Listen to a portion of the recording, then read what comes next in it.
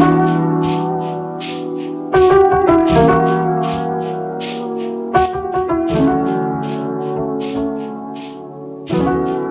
Friends, welcome to पास करो test. मैं हूं जितेंद्र यादव। और कैसी चल रही है आपकी तैयारी? पास करो टेस्ट में हम आपकी तैयारी के लिए बहुत ही यूज़फुल और इन्फॉर्मेशनल वीडियोस रेगुलरली लेकर आ रहे हैं। तो ऐसे किसी भी वीडियो को आप मिस ना कर दें, इसके लिए सब्सक्राइब कर लीजिए पास करो टेस्ट। और जो पिछले कुछ समय में भी हमने जो वीडियोस डाले हैं, आप सारे वीडियोस देख लीजिए, क्योंकि सारे के सारे वीडियोस बहुत ही इम्पोर्टेंट हैं। तो आज हम करेंगे रीजनिंग का एक मॉक टेस्ट अटेम्प्ट। आप भी अपनी नोटबुक, अपनी पेंसिल साथ लेकर शुरू हो जाइए। तो बिना देरी किए चलिए स्टार्ट करते हैं। ओके, तो पहले अपने इंस्ट्रक्शंस पढ़ लेते हैं। In the following four figures A B C and D are given. Three are similar in a certain manner. However, one figure is not like the other three. Choose the figure which is different from the rest. यहाँ पर हमें चार figures दी गई हैं, ए B सी और D, जिनमें से तीन तो किसी न किसी मायने में एक जैसी हैं, लेकिन एक बाकियों से कुछ अलग है। तो हमें वो अलग वाली फिगर यहाँ पर इनमें से छांटनी है, वही हमारा आंसर होगा। तो ये ए है, एक सर्कल के अंदर एक प्लस का निशान है, एक डॉट है। फिर यहाँ पर ये सर्कल, ये डॉट ऊपर चली गई है, प्लस का निशान नीचे आ गया। अब प्लस का निशान ऊपर, डॉट नीचे। अब यहाँ पर ये फिर से, लेकिन हाँ, ये क्या हो गया है, यहाँ पर प्लस के निशान की जगह पर ये क्रॉस का निशान आ गया है। और मुझे लगता है इसी कारण की वजह से जो हमारा इसका बाकियों से अलग जो फिगर है वो हो जाएगी ये वाली ऑप्शन डी। डी हमारा आंसर हो जाना चाहिए इसका, फर्स्ट का आंसर डी। चलो नेक्स्ट पर चलते हैं। ये तो पहला हमारा सही आ गया। हाँ, ए बी सी और डी, इसमें क्या है, एक ट्रायंगल बनी हुई है। ट्रायंगल के अंदर चार हिस्से किए हुए हैं। यहाँ से एक लाइन इधर बढ़ी हुई है। अब इस ट्रायंगल को घुमा दिया है पूरा। फिर से एक बार ट्रायंगल को घुमा दिया है। यहाँ पर क्या है, ट्रायंगल का मुंह इस तरफ कर दिया है और ये लाइन ऊपर आ गई है। लेकिन हाँ, इसमें भी ये हो गया कि ये जो चार हिस्से किए थे, यहाँ पर तो ये सीधी लाइनें एक दूसरे को क्रॉस कर रही हैं, यहाँ पर ये लाइनें अलग प्रकार की हैं। तो ऑप्शन डी यहाँ पर इसका आंसर हो जाएगा, क्योंकि यही वाली फिगर बाकियों से अलग लग रही है। अब थर्ड क्वेश्चन, यहाँ पर भी ये एक, जैसे वो कहते हैं ना स्पीच बबल, कॉमिक्स में होता है कि यहाँ पर कुछ लिखते हैं, उस तरह से ये इधर बना हुआ निशान, इसके अंदर एक ये थोड़ा सा छोटा सा सर्कल है। फिर ये अब एंटी क्लॉकवाइज डायरेक्शन में घूम रही है। अब ये नीचे आ गई है और यहाँ पर ये इसकी डायरेक्शन ये अलग है। यहाँ पर तो इसमें बाहर की तरफ कर्व बनी हुई है ना, यहाँ पे कर्व नहीं है, स्ट्रेट लाइन को मिला दिया गया है। तो ऑप्शन डी है, इसमें भी ऑप्शन डी इसका आंसर हो जाएगा, ऑप्शन डी अलग है। नेक्स्ट है फोर्थ में फिर से एक सर्कल और सर्कल से एक कर्व्ड लाइन बाहर निकली हुई है। इसमें भी, यहाँ पर भी और यहाँ पर भी। तो इनमें क्या डिफरेंस है, कुछ डिफरेंस लग रहा है बाकियों में? कौन सी अलग है? हाँ, मिल गया डिफरेंस। यहाँ पर भी डी में ये देखो, यहाँ पर जो कर्व लाइन बाहर निकली हुई, ये छोटी सी बाहर है और ज़्यादा हिस्सा इसका अंदर है। बाकियों में ज़्यादा हिस्सा बाहर है और थोड़ा सा हिस्सा अंदर है। तो ऑप्शन डी इसका सही आंसर हो जाएगा। चलो ये भी हो गया। नेक्स्ट, एरो बने हुए हैं यहाँ। तो एरो 9 o'clock पे, एरो 12 o'clock पे, फिर घूम गया, पहुँच गया 3 o'clock पे। अब नीचे की तरफ 6 नहीं, यहाँ पर भी क्या है, दोनों ही तरफ एरो बना हुआ है, ऊपर भी नीचे भी, जबकि बाकियों में ऐसा नहीं है किसी में भी। तो फिर से डी ही आंसर होगा। इसका मतलब ये है कि बस कुछ भी करो, डी पे निशान लगा दो। ऐसा ही होना चाहिए क्या? देखो, अभी तक जितने भी आंसर्स आए हमारे, सब किस में मिले हैं? पहले में डी, दूसरे में डी, तीसरे में डी, चौथे में डी, पांचवे में डी। वाह, चलो अगला क्वेश्चन, इंस्ट्रक्शंस पढ़ते हैं। In the given question figure followed by 4 alternatives A, B, C and D, select the figure from answer list which is exactly similar to question figure। Sixth question, ये हमारी question figure है और क्या करना हमें, answer figures में से हमें एग्जैक्टली लाइक ये क्वेश्चन फिगर वाली फिगर को सेलेक्ट करना है। तो ये ऑप्शन ए ये नहीं है क्योंकि यहाँ पे कॉर्नर में अलग है, ये बी भी नहीं है, इन्हीं इस कॉर्नर में आया हुआ है सर्कल, सी में तो ये ट्रायंगल की जगह स्क्वायर बन गया, बिल्कुल भी नहीं है, डी है बिल्कुल सेम, तो डी हमारा आंसर हो जाएगा। फिर एक बार डी आ गया, यानी कि अभी देख लो 6 क्वेश्चंस कर लिए और सबका आंसर डी है। 7th का भी डी है क्या? नहीं, 7th का डी नहीं है। सबसे पहले डी को ही चेक करना शुरू किया था। यहाँ पर डी में सर्कल बना हुआ है और यहाँ पर ट्रायंगल है, तो डी तो इसका आंसर इस बार नहीं है। चलो ए भी नहीं है इसका आंसर, क्योंकि ए में यहाँ पर ये ऊपर तो बना हुआ है ट्रायंगल और यहाँ पे बना हुआ है रेक्टेंगल, तो ये भी नहीं है।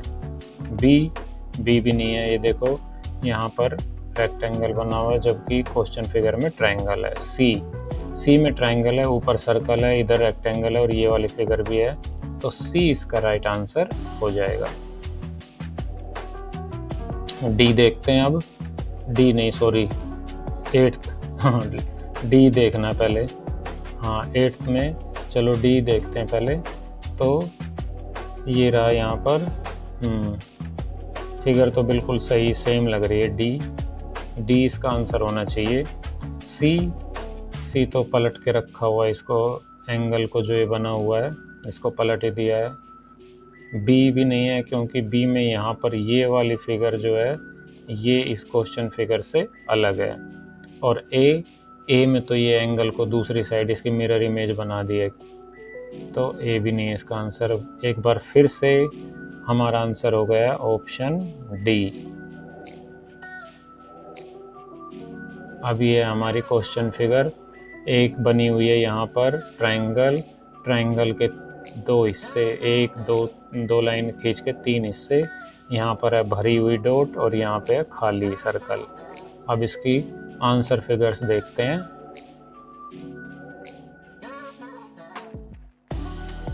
तो ये हैं हमारी आंसर फिगर्स।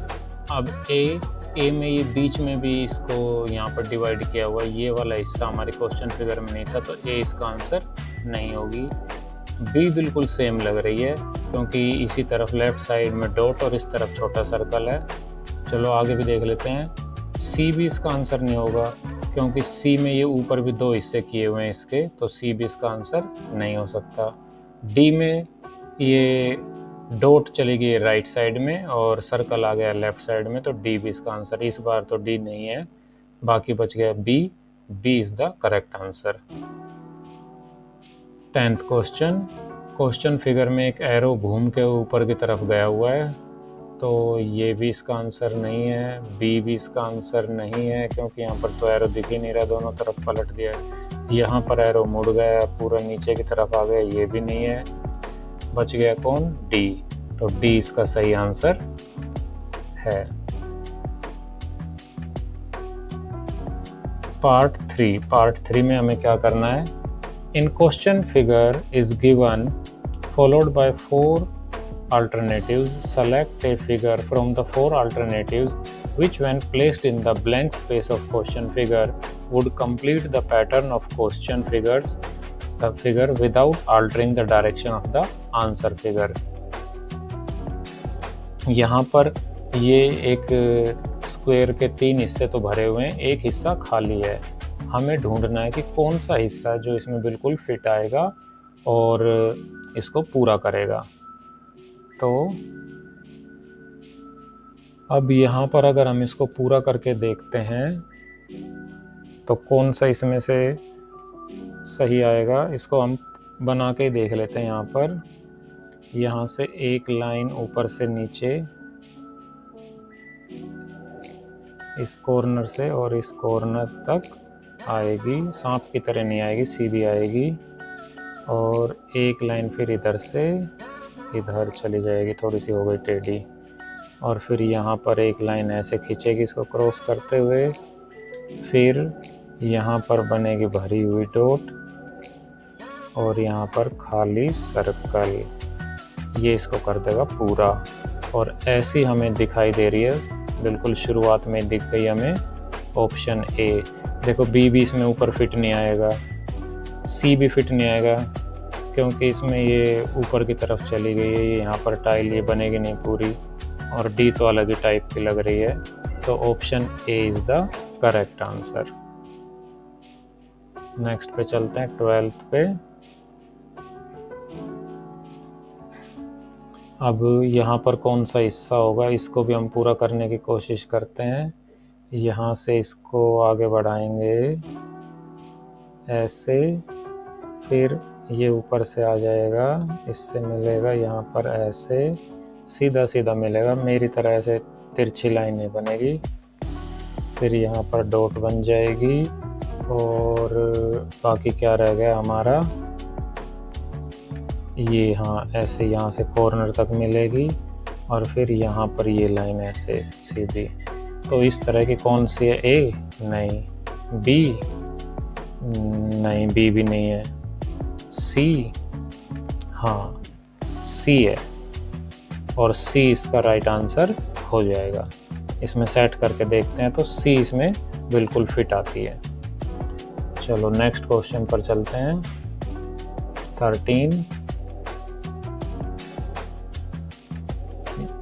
13 में क्या है, ये तो क्वेश्चन ही पूरा नहीं है या हमें कहीं ढूंढना है इसका हिस्सा।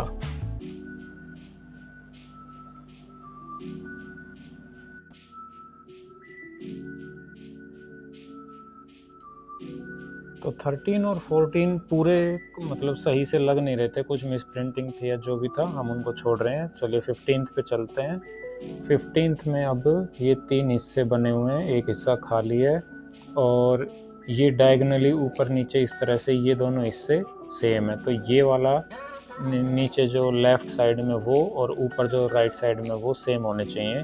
तो हम इसके जैसा ढूंढ लेते हैं, नीचे लेफ़्ट साइड वाले का जैसा कौन सा है, वो है बी। तो ऑप्शन बी इसका सही आंसर हो जाएगा। चलो अब नेक्स्ट पार्ट है 3 complete and 4th blank space is given. Choose the set of figures which follows the rule and would replace the blank space. तो वही है कि यहाँ पर ये 3 हिस्से तो भरे हुए हैं, एक खाली है। अब हमें देखना है कि खाली में क्या आएगा। ये मछली पहले ऊपर की तरफ थी 12 बजे, फिर 3 बजे, फिर 6 बजे, अब 9 बजे पे आएगी क्या, वही बनना चाहिए इसका आंसर। और फिर यहाँ पर एक बात और भी है कि यहाँ पर ये मछली जो ये पीछे की पूंछ है ये अलग टाइप की है। तो यहाँ पर भी जिसमें 9 बजे हैं उनमें से कौन सी 2 हैं 9 बजे वाली, तो ये वाली आनी चाहिए 16 में, ए इसका आंसर होना चाहिए। क्या हमने लॉजिक लगाया, लॉजिक लगाया हमने कि मछली घूम रही है पहले 12 बजे से, फिर 3 बजे पर, फिर 9 बजे पर, और यहाँ पर आनी चाहिए 6 बजे के बाद अब 9 बजे पर। इस तरफ इसका मछली का मुंह होना चाहिए। दूसरी बात ये कि मछली की जो पूंछ है उसका डिज़ाइन बदलता जाता है हर बार, पहले ऐसे भरा हुआ था, फिर ये लाइन वाला भरा हुआ, फिर लाइन वाला। तो कौन सा होगा, ऑप्शन ए है लाइन वाला।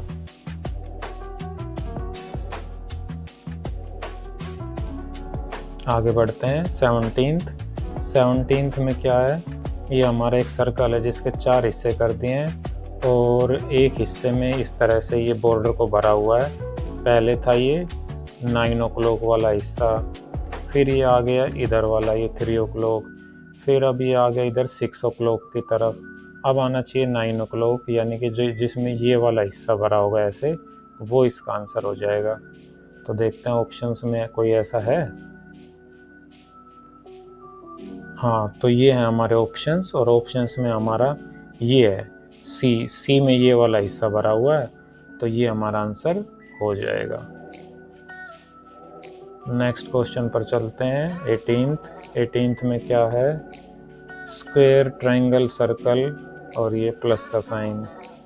अब क्या हुआ है, स्क्वायर कहाँ चला गया, अगली पोजीशन पर, यहाँ से ट्रायंगल अपने अगले पे आ गया है, सर्कल अपने से अगले पे, तो ये इसी तरह से बढ़ रहे हैं। देखो, हाँ ठीक है, लॉजिक मिल गया हमें कि ये क्लॉकवाइज डायरेक्शन में घूम रहे हैं। अब नेक्स्ट में इस वाले में क्या होगा कि यहाँ पर तो आ जाएगा हमारा सर्कल, यहाँ पर आ गया हमारा सर्कल, और यहाँ पर आ जाएगा प्लस, यहाँ पर आ जाएगा हमारा स्क्वायर, स्क्वायर की जगह मेरे से तो रेक्टेंगल ही बना, लेकिन चलो लॉजिक समझ में आ गया ना। और यहाँ पर ट्रायंगल, ये एक एक करके आगे बढ़ रहे हैं ना, तो ऐसे बढ़ेंगे। अब ऐसा ढूंढो कौन सा है, ये है हमारा ऑप्शन ए।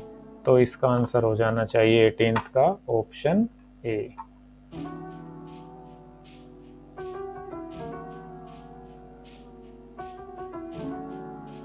नेक्स्ट चलते हैं 19th। 19th में क्या है, 19th में ये कुछ इस तरह से संगीत लहरी टाइप की वो बनी हुई है, और इसमें पहले यहाँ पर ये 3 हैं ऐसे कैसे, एक यहाँ पर डॉट बन गई, फिर दूसरी यहाँ पर बन गई, अब तीसरी यहाँ पर, ये वाला इसका आंसर होना चाहिए ना, कि एक अगले में यहाँ पर जिसमें डॉट बन जाए। और ऐसा कौन सा होगा हमारा, वो है ऑप्शन सी। तो ऑप्शन सी इसका आंसर होना चाहिए। 20th देखते हैं।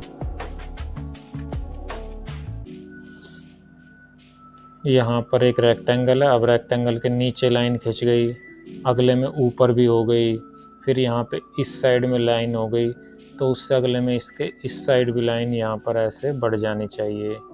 और ऐसा किस में है, ऐसा है हमारे ऑप्शन ए में। तो ऑप्शन ए इसका आंसर हो जाएगा। तो फ्रेंड्स, ये था हमारा आज का रीजनिंग का मॉक टेस्ट, और मुझे पूरी उम्मीद है कि इस मॉक टेस्ट को आपने अच्छे से अटेम्प्ट किया होगा और आपका बहुत अच्छा स्कोर रहा होगा।